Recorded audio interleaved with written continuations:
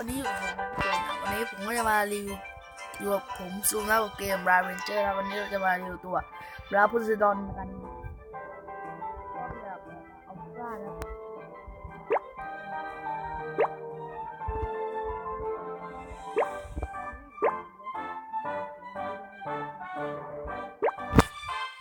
พลังโจมตีต่อวินาทีนะครับ 41,775 นะครับพลังโจมตี 79,373 พลังโจมตีการจับนะครับพลังโจมตีพลังเวทโจมตีนะครับ0พลังชีวิต 1,174,236 พลังป้องกัน 7,936 พลังป้องกัน 7,936 นะครับพลังเวทป้องกัน0ความเร็วในการโจมตี 175 ความเร็วในการเคลื่อนที่ 168ระยะโจมตี 77 ระยะสเปรด 0 อัตราติดคริติคอล 39% อัตราโจมตีคริติคอล 300% อัตราหลบหลีก 28% อัตราความแม่นยำ 0% อัตราการใช้สกิล 30% อัตราหลบหลีก 24% อัตราความแม่นยำของทักษะ 0% ต้านสกิล 0% ระยะเวลาที่สร้างเรนเจอร์ใหม่ 6 วิค่าเล่นท่าเรนเจอร์ 145 นะ1,455 นะไม่ใช่ 145 ทุยโอเคมาดูเกียร์ที่เราใส่ให้กันเป็นชิ้นแรกเลยนะชิ้นแรกคือโค้ดแห่งความมืดนะครับชิ้นที่2ครับกรอดศักดิ์สิทธิ์นะครับชิ้นที่3นะครับเข็มขัดน้ำตาแห่งเกียรติยศนะครับโอเคเดี๋ยวมาดูที่สกิลทักษะกันเลยนะโอเคระดับการอัปเดตสูงสุดก็คือแบดดาวอัลตร้านะครับทักษะที่1ของมันก็คือคลื่นทะเลคลั่งครับสร้างคลื่นอันทรงพลังและหยุดการเคลื่อนที่การเคลื่อนไหวของศัตรูที่อยู่ด้านหลังนะครับพลังโจมตีคูณ 500% ทำลายพื้นที่หยุดการเคลื่อนที่ 6 วินาทีทักษะที่2คือโค้ดแห่งโพไซดอนสร้างพลังบัฟให้แก่พรรคพวกโดยรอบด้วยพลังของเทพแห่งมหาสมุทรเพิ่มความเร็วในการเคลื่อนไหว 30% ระยะเวลาเลเวลคูณ 0.1 วินาทีเพิ่มอัตราความติดคริติคอล 50% ระยะเวลาเลเวล 0.1 วินาทีเดี๋ยวเราไปเล่นกันเลยนะ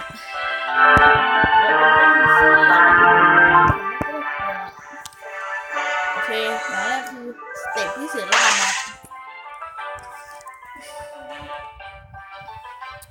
ไอตัวนี้ถือว่าเป็นตัวที่ค่อนข้างที่จะถึกเลยนะสำหรับบาโพไซดอนนะโอเคมาเราดูกันว่าสกิลมันจะใช้สกิลบ่อยไหมโอ้โหแหลกโอเคเล่นที่ด่านลูกบาศก์เวทมนต์ดีกว่านะโอเค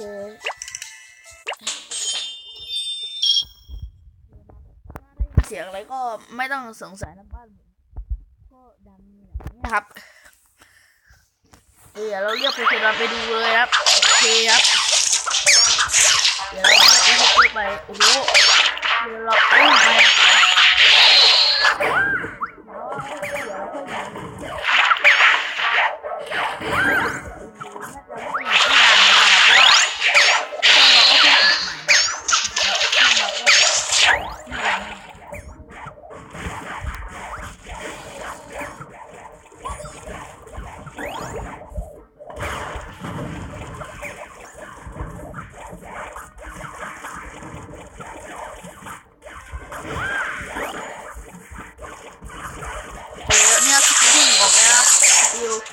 มีเซดอนแล้วก็จะมีที่1ก็อดแล้วเหมือนกัน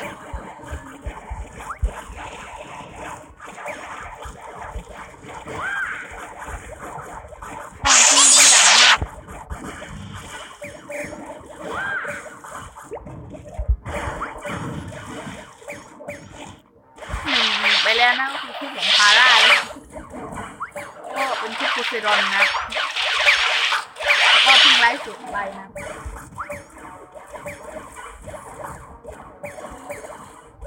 อะไรก็อยู่นะก็เป็นเกมใช่ไหม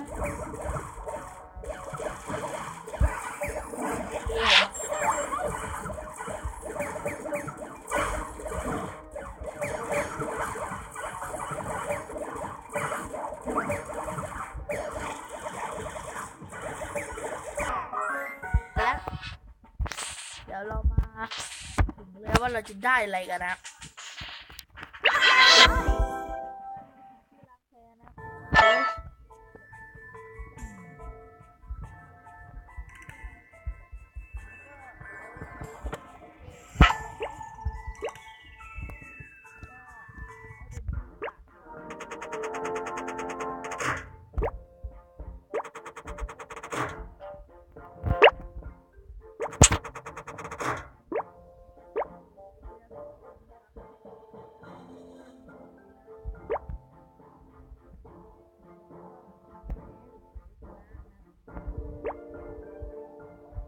มากนะ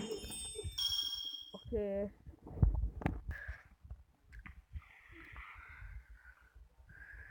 เดินไปเลยนะครับไว้ที่เพื่อนนะครับแล้วก็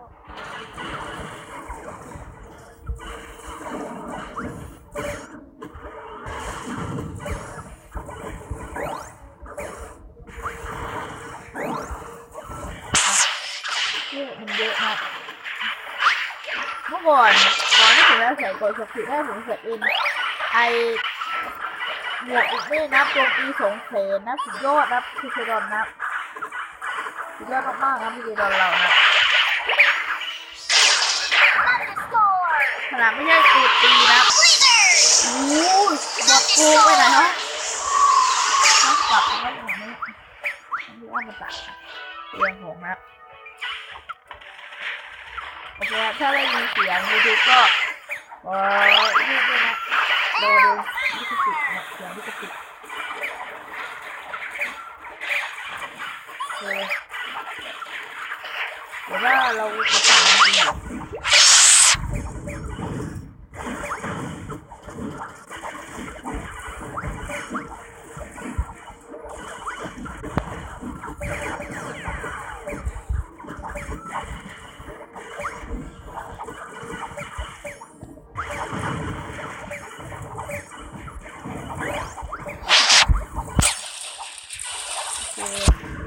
คนนี้อัลตร้าแต่ไม่รู้มันเขาใช้ทีมกัดนะค่ะอัลตร้าตั้ง26นะคนนี้ผมว่าเดี๋ยวเราไปดูเกียร์ของเขาดีกว่าเดี๋ยวเขาไม่ได้ดูเขาไม่ได้กัดโอเคก็จริงก็ประมาณนี้นะ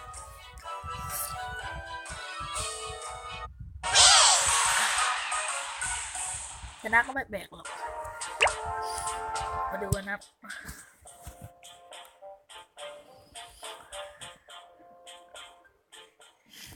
โอ้ย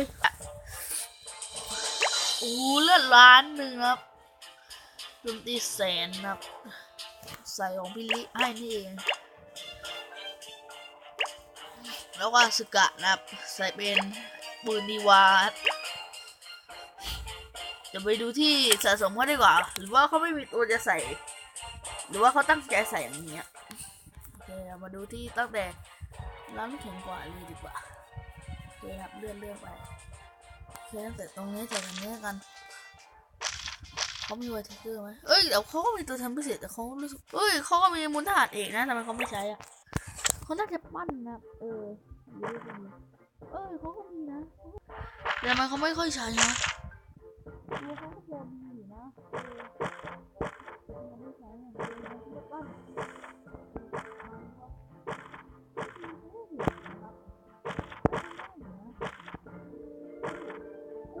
ไอ้เวลาน้ำก็ไม่ทำไมใช้ว่ะอันนี้ก็มีครับแปลกนะว่าเขาตั้งใจใส่อะนี่ทีแรกเขาก็มีนะโพไซดอนก็ยังมีอ่ะเดนนิสแต่ว่ามันแค่แต่ธรรมดารันนับแล้วเรียงนับขอสต็อปดีดังลิซ่าฮอกอาร์ก็มีครับ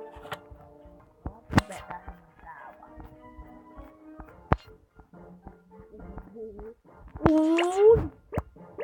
ว่าบุรุษมหาภูมิมาดูทีมที่เขาตั้งกันนะหรือว่าเขาลืมตั้งทีมป้องกันนะผมก็เคยบ่อยนะ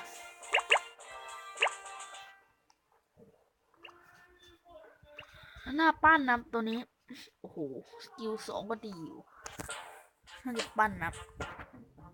คลิปนี้เราขอลา ไปก่อนนะครับเดี๋ยวมาดูของชื่อดังกันเลยนะครับโอเค